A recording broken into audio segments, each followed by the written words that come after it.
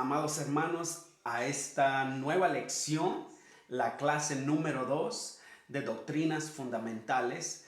Y el nombre de esta clase, o lo que nos va a ocupar el estudio en esta clase, es nada más y nada menos que el tema más importante que el ser humano pueda ocupar su mente, su tiempo en conocer, en aprender, y eso es Dios. Vamos a hablar acerca de Dios, a tratar de embarcarnos en esta tarea quizás imposible, vamos a decir, en esta misión imposible, ahora sí, de tratar de entender a Dios, porque en realidad ese Dios infinito, ese Dios que está más allá de nuestra humanidad infinitamente, sería inútil quizás el pretender nosotros entender a este Dios en su totalidad. No se puede. Sin embargo, en su misericordia, en su gran amor, Él nos ha permitido conocerle y entenderle de una manera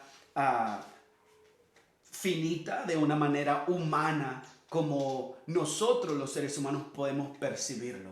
El Salmo 19:1 nos dice: los cielos cuentan la gloria de Dios y el firmamento anuncia la obra de sus manos. La creación, el firmamento nos dicen que hay un Dios, nos dicen que hay algo más allá que simplemente la existencia humana. El hombre de todas las edades y de todas las razas ha contemplado los cielos y toda la creación de Dios, y siempre se ha preguntado por el origen. ¿Cuál es el origen de este inmenso universo? Los hombres de ciencia siempre, aún el día de hoy, siguen tratando de explicar el origen del universo por medio de teorías que ninguna da respuesta completa al origen de el mundo, ni del ser humano, ni de la vida, porque es imposible que nosotros podamos aceptar de que el mundo existió de la nada. Y esa es la creencia de todos nosotros, de todos nosotros, es la creencia de la ciencia, de los hombres de ciencia, que dicen que todo esto existió de una manera fortuita, de la nada comenzó el todo que existe ahora. Se requiere bastante fe para creer eso. Es más sabio y más razonable creer, pensar que hay un ser inteligente que ha existido toda la eternidad, que siempre ha existido, el cual creó todas las cosas. Dice Colosenses 1:17, dice: y Él es antes de todas las cosas, y todas las cosas por Él subsisten. Hay un Dios, creador del universo y de la vida y del hombre, y Él es el que nosotros adoramos y el que nosotros tratamos de alguna manera entender. Cuando nosotros vemos el universo tan ordenado, cuando vemos el cuerpo humano también, que es un cuerpo capaz de regenerarse, de renovarse, capaz de hacer tantas cosas, cuando vemos el razonamiento humano, tantas cosas tan complejas de la vida, no podemos nosotros decir esto salió de la casualidad, se acomodó con el tiempo. No, porque la naturaleza misma nos enseña que las cosas dejadas en caos producen más caos, no producen orden. Cuando tú descuidas algo, eso se deteriora, siempre es así. Un ser inteligente tiene que mantenerlos en orden. Entonces, para nosotros como cristianos tenemos una gran evidencia de la existencia de nuestro Dios. El hombre es creado a imagen y semejanza de Dios y no hay ninguna otra creación igual a él. El hombre es un ser inteligente, es un ser razonable, es un ser moral, es un ser religioso. Y ninguna de estas cualidades se pueden explicar a través de las teorías científicas de la aparición de la vida y la aparición del universo de una manera fortuita y sin intervención de un ser inteligente y poderoso como lo es Dios. Entonces, Dios existe, Dios es real, Él es el creador de todas las cosas. Pero ¿quién es Dios? ¿O qué y quién es Dios? Primeramente, Dios es espíritu. Es un espíritu infinito, eterno e inmutable en su ser. Él es sabiduría, Él es poder, Él es carácter, Él es el que lo llena todo. Para encontrar nosotros la definición más exacta de quién es Dios, es importante estudiar entonces los nombres con los que Dios revela su mismo ser. O sea, en la palabra de Dios, Él se revela a nosotros a través de varios nombres. Y el primero que vamos a estudiar un poco es Elohim. Elohim es el nombre con el que Él se identifica como creador.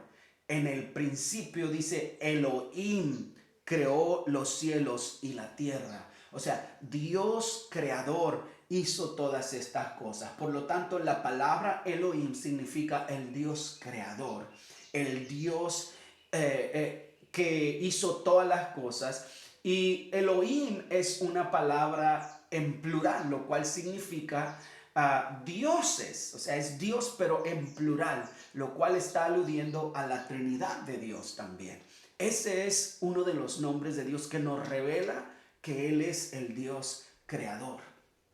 Otro nombre que Dios le dio a Moisés es Jehová o Yahvé o yo soy el que soy, el cual procede del verbo ser en los tres tiempos gramaticales en el hebreo, en el presente, en indicativo y también en el que fue, en el pasado y también el que será para siempre, o sea, el Dios eterno. Jehová significa el Dios eterno, el Dios que está contigo ayer, hoy y siempre. Y eso nos habla acerca de la naturaleza de este Dios que quiere estar con nosotros. Amén. Ahora, la naturaleza de Dios también se revela en cuanto a su relación con su pueblo, a cómo Él se relaciona con sus hijos. Y ahí hay varios nombres compuestos de Dios que nos revelan qué hace Él por nosotros. Y ahí vamos a poder entender más quién es Dios cuando entendamos qué es Él para nosotros. Y el primer nombre compuesto de Dios que podemos tomar en cuenta es Jehová Rafa. Jehová Rafa es yo soy Jehová tu sanador. Está en Éxodo 15:26, lo cual denota que parte de la esencia de Dios es que Él sana. A Él no le agrada lo descompuesto, lo enfermo, lo que no funciona bien. Él es Jehová el sanador. Es parte de su naturaleza. Jehová Nisi es otro nombre, lo cual es Jehová es mi bandera. Éxodo 17:8-15 nos habla de este nombre. Y eso nos habla de que Él es nuestra bandera, nuestro estandarte en la guerra. El que va con nosotros para pelear con nosotros. El que nos da la victoria en las situaciones de la vida. Jehová Ra, Jehová es mi pastor. El famoso Salmo 23, Jehová es mi pastor y nada me faltará. Este es el nombre con el que Dios se revela a nosotros también. Él como nuestro pastor es el que cuida de nosotros. O sea, Jehová es pastor. Él cuida de sus hijos como sus ovejas. Él nos alimenta, nos protege. Él está siempre a nuestro lado. Jehová Sidkenu, Jehová justicia nuestra. Jeremías 23:6 nos habla de que Él es un Dios que hace justicia. Y esto alude, hablando de la justicia divina, de la justicia eterna al tiempo cuando vendría el Señor Jesucristo. Nuestro Señor Jesucristo es nuestra justicia, porque Él pagó el precio del pecado y justificó así a aquellos que tenemos nuestra fe y nuestra confianza puesta en Él. Jehová Jireh. Jehová Jireh es Jehová mi proveedor, aquel que me provee. Génesis 22:14, Dios le habló a Abraham cuando le proveyó de cordero y dice, Jehová se proveerá de un cordero. Él es el que te provee para todas tus necesidades. Este es Él para cada uno de nosotros. Jehová Shama, Jehová está allí. Ezequiel 48:35 quiere decir que nunca estás solo. Quiere decir que Él es el Padre que te acompaña, el que está contigo siempre, a tu lado, nunca te desamparará. O sea, Dios está presente contigo. Ahora, otro de los nombres de Dios es Él, así nada más, E-L, que significa Dios en el idioma hebreo. Y es empleado cuando se usa con palabras compuestas, porque Dios en singular en el hebreo es Elí, pero Él es para añadirlo a otra palabra que denota también parte de la naturaleza de Dios. Por ejemplo, el Elión es el Dios altísimo. Génesis 14:18-20 nos habla de esto. Nos denota que Él está por encima de toda la creación. Él es el Dios que está más allá que todo el universo, porque Él es el creador. El Shaddai, el todo suficiente. O sea, el que puede hacer todo lo que tú necesitas. Y esto está en relación a la necesidad del ser humano. Él es el Shaddai, porque Él es suficiente para todo lo que necesitas en tu vida. Necesitas compañía, necesitas suplir una necesidad, necesitas sanidad, necesitas salvación, necesitas redención, necesitas consuelo. Lo que tú necesites, el Shaddai lo tiene para ti. El Olam, el Dios eterno. Génesis 21:33 se utiliza este nombre compuesto de Dios. Él es el Dios que nunca dejará de ser. Ha existido ayer, hoy y para siempre. Adonai, el Señor gobernante. Isaías 3:16 nos habla de eso. Pero en el Antiguo Testamento, Adonai se le aplica también al Cristo glorificado. Al Cristo resucitado se le llama Adonai también. Padre, el productor de todas las cosas. Hechos 17:28 y 2 Corintios 6:18. Él es Padre. Aparte de todo lo que Dios es para nosotros, Él es un papá.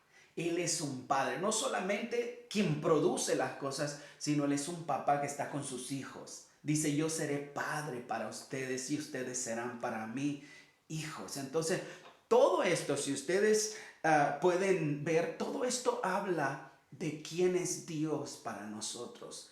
Él es todo esto y aún más. Ahora vamos a ver los atributos de Dios de una manera sencilla, porque los atributos de Dios nos hablan de su carácter y de sus cualidades, ¿no? Los atributos de Dios tienen que ver con características o cualidades que solamente le pertenecen a Dios, que nadie más las tiene a menos que sean dadas por Él a nosotros. Y nosotros específicamente podemos tener alguna de estas cualidades, quizás, especialmente los atributos relacionados a lo que Él es para con nosotros. Sin embargo, hay algunos que solamente es Dios. Los atributos no relacionados son esos atributos que no se relacionan con nosotros y que Dios es el único que los tiene. Y vamos a ver el primero de ellos. Dios es espíritu, dice Juan 4:24. Dios es espíritu. ¿Qué quiere decir? Que Él no tiene limitaciones, que Él no existe en lo físico como nosotros. Dios es un espíritu invisible, inmutable, ilimitado. Dios no tiene ninguna limitación física, puesto que Él vive en el mundo espiritual, ya que Él es un espíritu. Dios es infinito, ese es otro atributo de Dios. Infinito en espacio infinito en tiempo, porque el universo no puede contener a Dios. Él es más allá del universo y el tiempo tampoco existe para Dios, en el sentido de que el tiempo no lo limita. Él es para siempre. Dios es infinito. Dios es uno también. Él es el único Dios. Éxodo 23 nos dice que no hay otro más que Jehová. Él es único Dios. Nosotros los cristianos no adoramos a dos o tres dioses. Nosotros adoramos a un solo Dios, el único Dios viviente. Dios es omnipotente. La omnipotencia de Dios tiene que ver con que Él puede hacerlo todo. Nada hay imposible para Él, aunque Él haya escogido no hacer algunas cosas, como es pecado. Eso Dios no lo hace no porque no pudiera hacerlo, sino porque Él ha escogido no hacer. Él no puede pecar porque Él ha escogido no pecar, pero no significa que no esté dentro de su habilidad quizás hacerlo. Pero Dios es omnipotente, Dios es omnipresente. Bueno, esto dice que Dios está en todo lugar. Dios es omnisciente, quiere decir que Él todo lo sabe. Él no puede aprender nada porque ya lo sabe absolutamente todo. Dios es sabio, quiere decir que Él sabe cómo utilizar de la mejor manera esa omnisciencia o ese conocimiento que Él tiene de las cosas. Él sabe cómo utilizarlo de la mejor manera. Así como aquel que sabe jugar ajedrez, el campeón de ajedrez, por ejemplo, él sabe jugar, mover las piezas de tal manera que se logre el propósito de ganar. Así es Dios. Él sabe cuál es la mejor movida en la vida de todos los seres humanos y del universo, y Él lo aplica. Eso es que Él es sabio. Dios es soberano. Quiere decir que a Él nadie le dice ¿por qué lo haces? O ¿qué estás haciendo?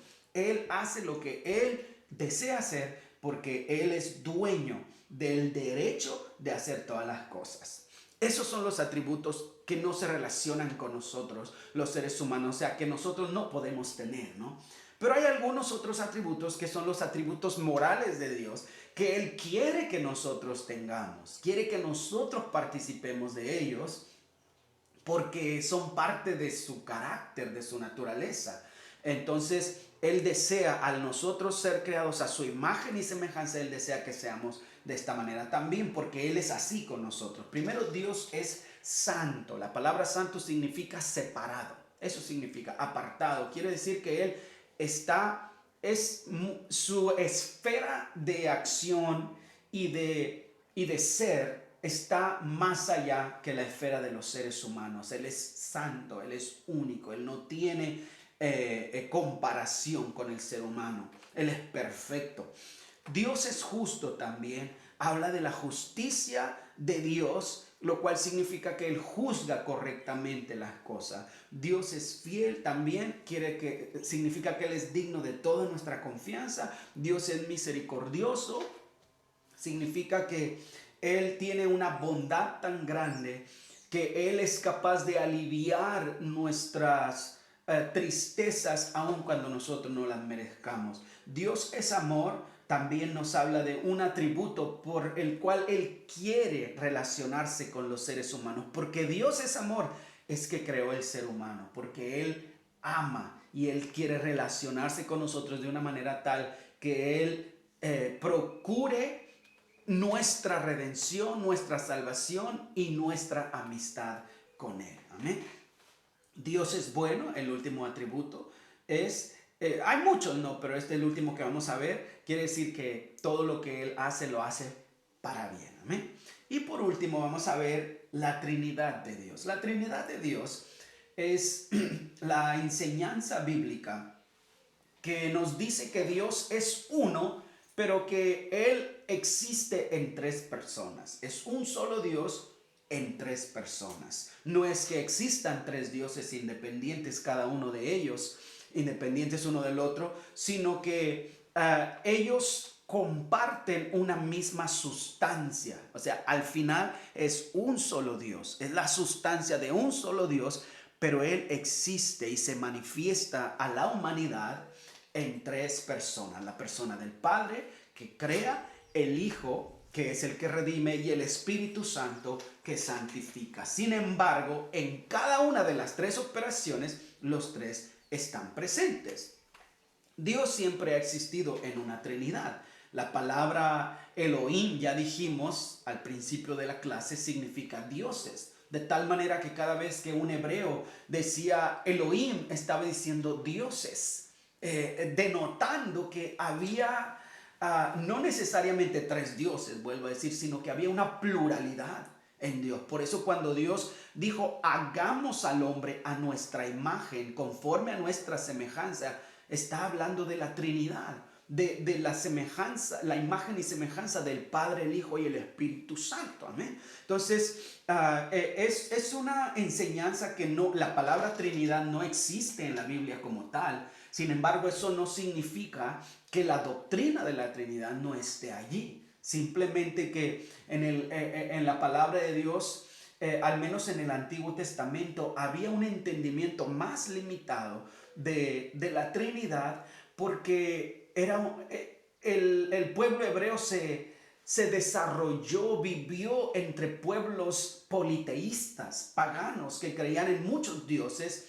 Y Dios tenía que hacer énfasis que solo hay un solo Dios, no hay muchos. No tienes que aceptar la existencia de otros dioses, porque yo solo soy Jehová y fuera de mí no hay quien salve, ¿no? Entonces, la doctrina de la Trinidad en el Antiguo Testamento, aunque sí hay gérmenes allí, no está muy aclarada. Es hasta el Nuevo Testamento, cuando el Señor Jesucristo viene en la encarnación, cuando el Hijo de Dios se hace hombre, cuando el Padre envía al Hijo y el Hijo se hace un hombre, y luego cuando el Hijo es bautizado, viene el Espíritu Santo y se posa sobre él. Bueno, desde antes el Espíritu Santo engendra al Hijo. Entonces allí comienza a dar forma lo que es la doctrina de la Trinidad. No porque no existiera antes Dios así, sino porque Dios comenzó a revelar quién es Él,